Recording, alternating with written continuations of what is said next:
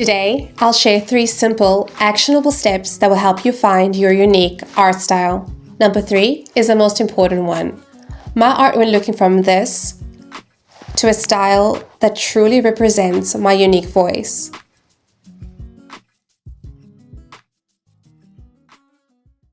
Hey everyone, welcome back to the channel.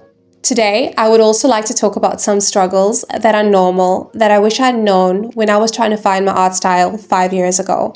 While we chat, I'll show you the process of this painting from start to finish. This is my first video talking about my art and tips, but there definitely will be more coming soon. So all that said, let's jump right into the video. Firstly, why did I want a specific art style and why you might want one too? Your art style sets you apart from other artists. It's your own personal branding, a piece of you and your personality. Your unique style is just that. It's yours. Add your personal experiences, emotions, or philosophies into your work, and that's how you will make it stand out.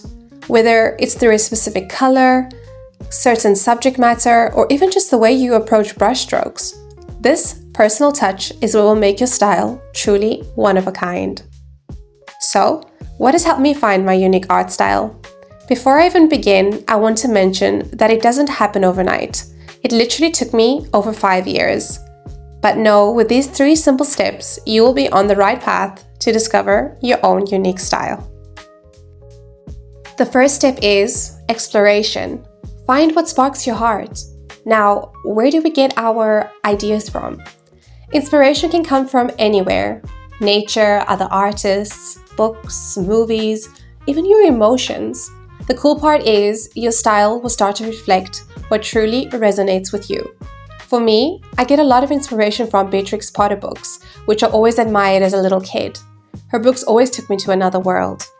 Anita, from Guess How Much I Love You. I love the way she uses soft colors, and she's one of the main inspiration when I draw my bunnies. I love how simple she keeps her illustrations as well. You don't have to copy these influences, but you can use them to spark your own interpretation. And sometimes mixing different sources of inspiration can lead to something totally unique. Go on Pinterest, visit art gallery museums, libraries, and look at other artists' work. Look at elements, colors in nature or around you and see what you are more drawn to. By analyzing what draws you to their work, you can start to identify things you like and maybe even things you don't like. This will help you better understand what you want to do in your own art. Take pictures of your inspiration or gather them on a Pinterest board.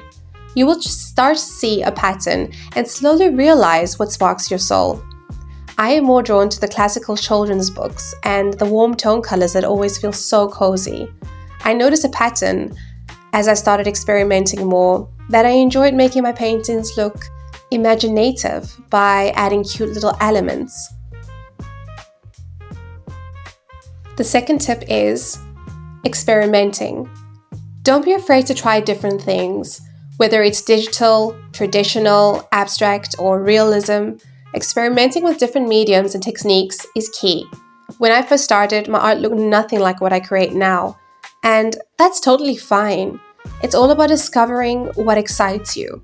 So don't be afraid to dive into new things. I tried realistic paintings, then line art, then portraits. And here's the most important thing. Your art style will evolve. I promise you, it's totally okay to change and grow as an artist. And that's something to actually celebrate. Art is a lifelong journey and your style will evolve with you. If only I had known that this was a normal part of the process. If you keep on changing, it is okay. There will always be new things to inspire you. And that is the beauty of this world. So here's one journal entry when I was still trying to find my unique art style. I wrote this journal entry that I think would be really helpful. I was feeling so discouraged 2 days ago, so confused. I wasn't sure if I want to do what I'm doing. I know I love nature and neutral colors, but I haven't found my style yet. Yesterday I was trying out a landscape painting with watercolors and I actually loved it, especially the minimal ones. I'll continue painting and trying out different things. That is the only way that I'm going to learn. So as you can see, I was trying out different things. I saw a few things that I really enjoyed doing, and I just noticed, like, even though I found my art styles after that, but I noticed now that I am very, very drawn to painting outdoors. So I was absolutely right when I had mentioned that I really like drawing watercolor landscapes, which I still do today. Back then, I was too afraid to work with watercolors, even though I knew I loved them so much. I just couldn't get it right, and I was too afraid to try because of failing. But I'm so glad that I did. I decided one day to embrace the failures and overthinking. I remember trying a few paintings and they all flopped. I literally closed my palette, feeling frustrated, and placed it under my desk. But then, I realized in that moment that only through discomfort do we learn. Actively seeking out discomfort can help us recognize that we are stepping outside of our comfort zone. That is the area where real growth takes place. So, I took it out again and started to paint despite the paintings looking bad. That's when I decided to take on a 365 sketchbook challenge to push myself through discomfort and to see where it takes me. I'm so glad I did. That takes us to the third step and the most important one. Number 3, practice and be consistent. I love challenges. So in the beginning of 2023, I took on a daily sketchbook challenge, which was very hard. I successfully reached day 270, which I'm very proud of and is a great milestone. I stopped because we were moving in our new home at the time and it was becoming quite stressful. I want art to be enjoyable and not feel like a burden. But pushing myself every day, I noticed that my watercolor paintings started improving and I found a pattern in most of my paintings. I liked being imaginative and creating compositions that would never exist in real life. They always felt like a fairy tale. This challenge definitely was the number one thing that helped me find my art style.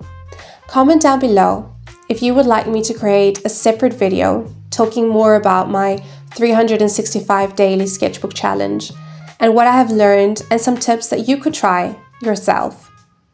Consistency is key and pushing past your comfort zone. So challenge yourself and practice, practice, practice. But do know that it does not happen overnight. Finding your art style takes time, and that's okay. It took me 5 years, and I believe drawing every day for 270 days was the number one thing that helped me. A few years ago, I didn't paint consistently because I had 2 kids under 3 at home.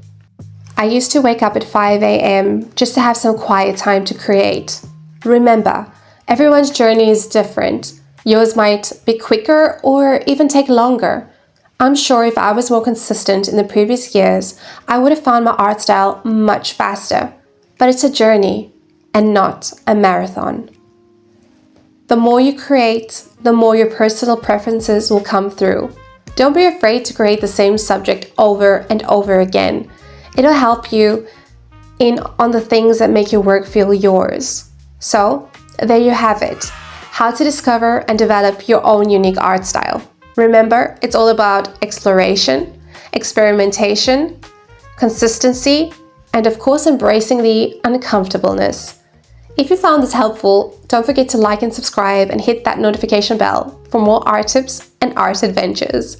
And if you're on your own journey of finding your art style, drop a comment below. I'd love to hear about it. Thanks for watching, and I'll see you in the next one. And I did it. I literally put my paintbrush in my tea. Oh my goodness.